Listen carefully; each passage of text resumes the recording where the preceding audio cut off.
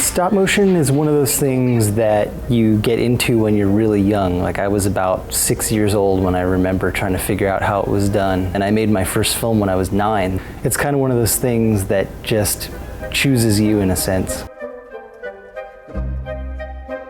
Here at Screen Novelties, we really specialize in stop motion, animation, and puppetry. Our goal is to just make these weird little stop motion films. One of the things that's unique about stop motion is that it uses real objects, unlike 2D animation or computer animation where it's a representation of an object. There's a certain intangible appeal to that. You take that puppet and you move it, and you take a frame and you move it and you take another frame, and then about like 20 hours later you get about 2 seconds, and then you play it back and you have your animation.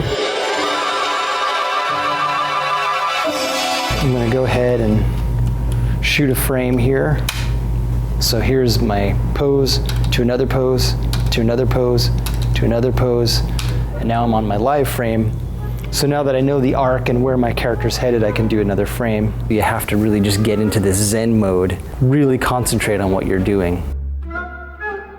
If you want to get into stop motion, you also have to be prepared to just work for hours and hours and hours on end, because there's just no other way to produce images like this. It's easier now than it ever has been, but you'll never be able to get around the hard work of building a performance frame by frame.